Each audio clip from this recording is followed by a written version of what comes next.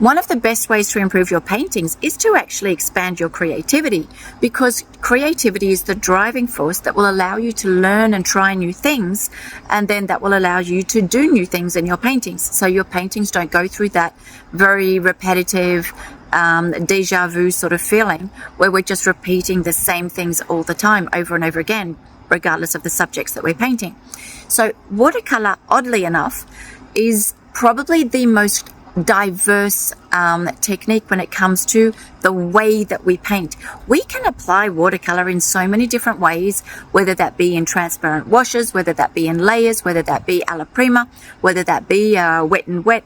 We can apply paint so many different ways, yet we seem to stick to methods. So what I want to do this Monday, the 9th of February, in my Monday Live, is I want to show you different ways that you can expand and also give you different ideas, because watercolor is not just the things that I gave you before.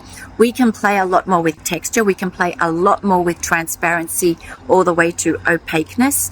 We can do so many things with a technique that can be layered, almost applied like oil, that can be treated like acrylic, that can be layered on and worked in layers and transparent and opaque like gouache, and that can go all the way down to the very transparent, more classical or more modern effects of watercolor.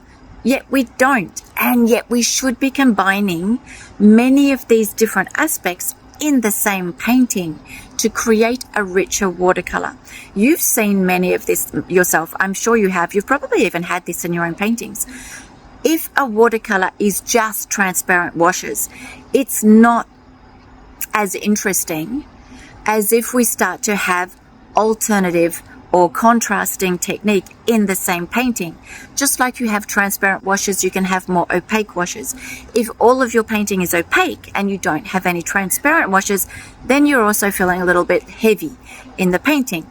Same thing, if every single wash in the painting is granulating or has an effect, then it becomes too much. It's the balance of the different techniques and the different looks of the techniques that we apply that can create an extra richness and originality in your paintings.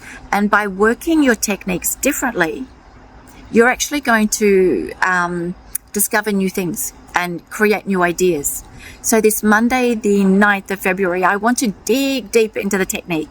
We're going to build on this, and I'm going to show you how watercolorists used watercolor differently in the past, and why we have become so almost monotechnique in watercolor, and what a shame that is, and how we can basically expand our watercolors so that they become richer, and I think also develop our creativity, which helps us to expand and improve what we do. So if you want to paint along with me, feel free, and it will be with pleasure that I'll give you a critique of your work that you've done during the live. Now, if you can't make it with us live Monday, then just by inscribing, I will send you the link to the replay, which you can watch over and over again. And with that said, I'll see you guys on Monday. Take care.